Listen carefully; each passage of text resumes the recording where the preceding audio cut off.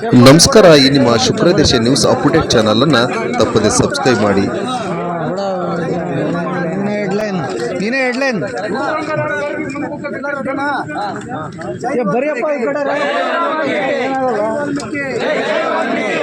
ಬರೀ ಕಡೆ ಇನ್ನೊಂದು ಅರ್ಥ ಬಂದ್ರಿ ಮುಚ್ಚ್ರಿ, ನಾವು ಹೇಳ್ಕೊಟ್ಟಾಗ ಹೇಳ್ರಿ. ಓ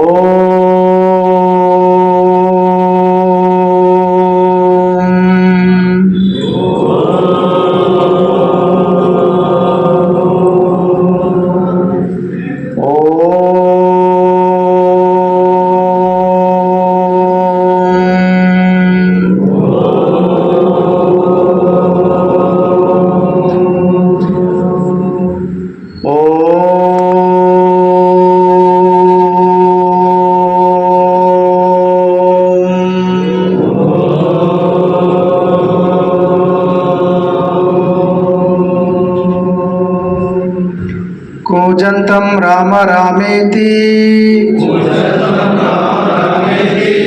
मधुरं मधुराक्षरम् आरुह्य कविताशाखं वन्दे वाल्मीकि कोकिलम् वन्दे वाल्मीकि कोकिलम् श्री राम जय राम जय जय राम, श्री राम जय राम जय जय राम, श्री राम जय राम जय जय राम, श्री राम जय राम जय जय राम. ಆಡಿಕೊಂಡು ತನ್ನ ಜೀವನವನ್ನು ನಡೆಸುವಂತ ಸಂದರ್ಭದಲ್ಲಿ ಒಂದು ದಿನ ತನ್ನ ಬದುಕಿನ ಕುರಿತಾಗಿರ್ತಕ್ಕಂತಹ ಆಧ್ಯಾತ್ಮಿಕವಾಗಿರ್ತಕ್ಕಂಥ ಅಥವಾ ಪಾರಮಾರ್ಥಿಕವಾಗಿರ್ತಕ್ಕಂಥ ಜಿಜ್ಞಾಸೆ ಅವನಲ್ಲಿ ಮೂಡ್ತದೆ. ನನ್ನ ಬದುಕಿನ ಸಾರ್ಥಕ್ಯವನ್ನು ಕಂಡುಕೋಬೇಕು ಅಂತ ಹೇಳಿ ರಾಮತಾರಕ ಮಂತ್ರವನ್ನು ಪ್ರತಿನಿತ್ಯ ಶ್ರೀರಾಮ್ ಜೈ ರಾಮ್ ಜೈ ಜೈ ರಾಮ್ ಅಂತ ಹೇಳಿ ಆ ಭಗವಂತನ ನಾಮಸ್ಮರಣೆಯನ್ನು ಮಾಡೋದ್ರ ಮೂಲಕವಾಗಿ ತನ್ನ ಬದುಕನ್ನು ಸಾರ್ಥಕ ಮಾಡಿಕೊಂಡಿರ್ತಕ್ಕಂಥ ಮಹಾನ್ ತಪಸ್ವಿ ಆದಿಕವಿ ಮಹರ್ಷಿ ವಾಲ್ಮೀಕಿಯವರು. ಯಾಕಪ್ಪ ಅಂತ ಹೇಳಿದ್ರೆ, ಒಬ್ಬ ಮಹಾತ್ಮರು ಹೇಳ್ತಾರೆ, ಸಂಸಾರವೆಂಬುದು ಗಾಳಿಯ ಸೊಡರು ಅಂತ ಹೇಳ್ತಾರೆ. ಸೊಡರು ಅಂತಂದರೆ ದೀಪ. ನಾವೆಲ್ಲರೂ ಕೂಡ ಮನೆಯೊಳಗೆ ದೇವರ ಮುಂದೆ ದೀಪ ಹಚ್ಚಿಟ್ಟಿರ್ತೀವಿ. ಆ ದೀಪವನ್ನು ತೆಗೆದುಕೊಂಡು ಗಾಳಿ ಹೊರಗೆ ಬಂದರೆ ಏನಾಗುತ್ತದು? ಆರಿ ಹೋಗ್ತದೆ. ಹಾಗೆ ನಮ್ಮೆಲ್ಲರ ಜೀವನ ಹೇಗಪ್ಪ ಅಂದರೆ, ನಮ್ಮೆಲ್ಲರ ಬದುಕು ಹೇಗಪ್ಪ ಅಂದ್ರೆ ಗಾಳಿಗಿಟ್ಟು ದೀಪ ಇದ್ದಂಗೆ ಅಂತ ಹೇಳ್ತಾರೆ. ಈ ದೇಹ ಅನ್ನುವಂಥ ಪ್ರಣತಿ ಒಳಗ ಜೀವ ಅನ್ನುವಂಥ ದೀಪ ಉರಿತಾ ಇದೆ. ಈ ದೀಪ ಯಾವಾಗತ್ತೋ ಗೊತ್ತಿಲ್ಲ. ಅದಕ್ಕೆ ಹುಟ್ಟು ಆಕಸ್ಮಿಕ, ಸಾವು ಖಚಿತವಾಗಿರ್ತಕ್ಕಂಥದ್ದು. ಈ ಹುಟ್ಟು ಮತ್ತು ಸಾವಿನ ಮಧ್ಯೆ ಇರ್ತಕ್ಕಂಥ ನಮ್ಮ ಬದುಕು ಅದು ಜಾತಿಯ ಕಾರಣಕ್ಕಾಗಿ ಶ್ರೇಷ್ಠ ಆಗಬಾರ್ದು, ನೀತಿಯ ಕಾರಣಕ್ಕಾಗಿ ಶ್ರೇಷ್ಠ ಆಗಬೇಕು ಅಂತೇಳಿ ಇಡೀ ಜಗತ್ತಿಗೆ ಮೊಟ್ಟ ಮೊದಲಿಗೆ ಮಾರ್ಗದರ್ಶನ ಮಾಡಿರ್ತಕ್ಕಂಥವರು ಆದಿಕವಿ ಮಹರ್ಷಿ ವಾಲ್ಮೀಕಿಯವರು.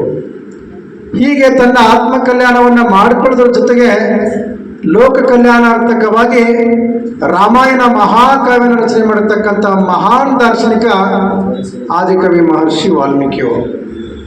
ಸುಮಾರು 24,000 ಶ್ಲೋಕಗಳು, 500 ಸರ್ಗಗಳು, 7 ಕಾಂಡಗಳನ್ನು ಒಳಗೊಂಡಿರ್ತಕ್ಕಂಥ ಮಹಾಕಾವ್ಯ ಅದು ರಾಮಾಯಣ ಮಹಾಕಾವ್ಯ. ಬಹುತೇಕ ನಮಗೆಲ್ಲ ರಾಮಾಯಣದ ಪರಿಚಯ ಇದೆ ಅಲ್ವಾ? ನಾವೆಲ್ಲರೂ ಕೂಡ ಸಿನಿಮಾಗಳಲ್ಲಿ, ನಾಟಕಗಳಲ್ಲಿ, ಧಾರಾವಾಹಿಗಳಲ್ಲಿ, ಸ್ವಲ್ಪ ಅಧ್ಯಯನದಲ್ಲಿ ರಾಮಾಯಣದ ಪರಿಚಯ ನಮಗೆಲ್ಲ ಇದೆ.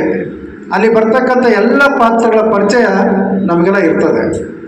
ಈ ರಾಮಾಯಣ ಮಹಾಕಾವ್ಯವು ನಮ್ಮ ಭಾರತೀಯ ಸಂಸ್ಕೃತಿಯಲ್ಲಿ ಮತ್ತು ಜನಮಾನಸದಲ್ಲಿ ಇವತ್ತಿಗೂ ಕೂಡ ಹಾಸುಹೊಕ್ಕಾಗಿರ್ತಕ್ಕಂಥದ್ದು.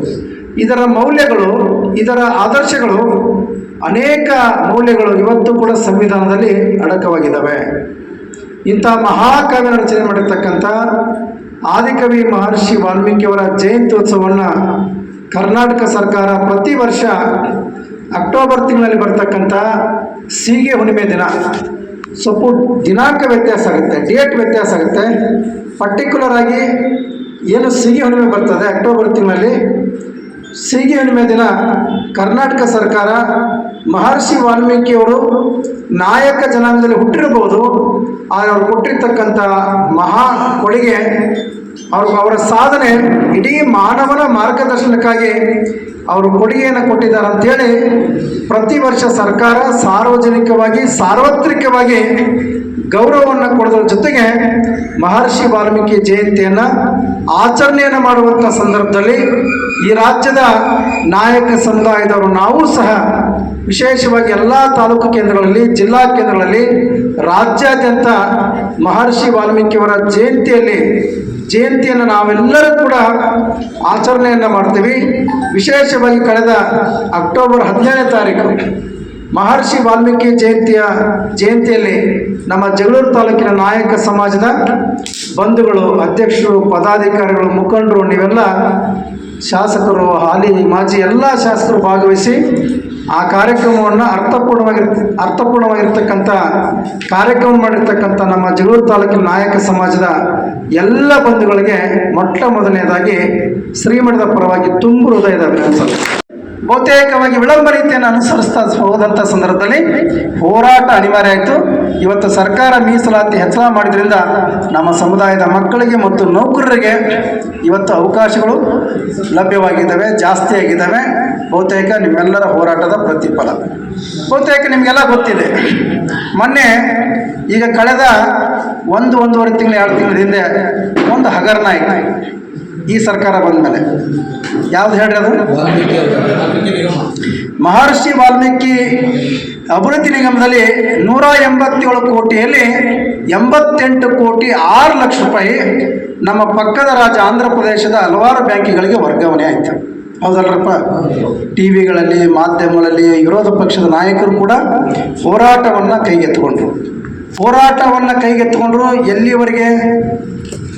ವಿರೋಧ ಪಕ್ಷದ ನಾಯಕರು, ನಮ್ಮ ಮಾಜಿ ಶಾಸಕರು ಇಲ್ಲಿದ್ದಾರೆ, ಎಲ್ಲಿವರೆಗೆ ಹೋರಾಟ ಮಾಡಿದ್ರಿ? ರಾಜೀನಾಮೆ ತೆಗೆದುಕೊಳ್ಳುವವರೆಗೂ ಹೋರಾಟನ ಮಾಡಿದ್ರಿ, ಇಲ್ಲ ಅಂತ ಅನ್ನಂಗಿಲ್ಲ. ಧನ್ಯವಾದ ಹೇಳ್ತೀನಿ ನಿಮಗೆಲ್ಲ. ಹೋರಾಟ ಮಾಡಿದ್ರಿ, ಅದು ನಿಮ್ಮ ಕರ್ತವ್ಯ ಮಾಡಿದ್ರಿ. ಎಲ್ಲಿವರೆಗೆ ಮಾಡಿದ್ರಿ? ಎಲ್ಲಿವರೆಗೆ ಅಂತಂದರೆ ರಾಜೀನಾಮೆ ತೆಗೆದುಕೊಳ್ಳೋವರೆಗೂ ಹೋರಾಟವನ್ನು ಮಾಡಿದ್ರಿ, ಇಲ್ಲ ಅಂತ ಹೇಳಲ್ಲ. ನಿಮಗೆ ಧನ್ಯವಾದಗಳು. ಮುಂದೆ ಮುಡಾ ಪ್ರಕರಣ ಬಂದ ಮೇಲೆ ಬೆಂಗಳೂರಿಂದ ಪಾದಯಾತ್ರೆ ಹೊಂಟಾಗ ನಮ್ಮನ್ನು ಕೈ ಬಿಟ್ಟು ಮೂಡಾ ಪ್ರಕರಣ ಎತ್ಕೊಂಡು ಹೊಂಟುಬಿಟ್ರಿ. ಹೌದಲ್ರಪ್ಪ?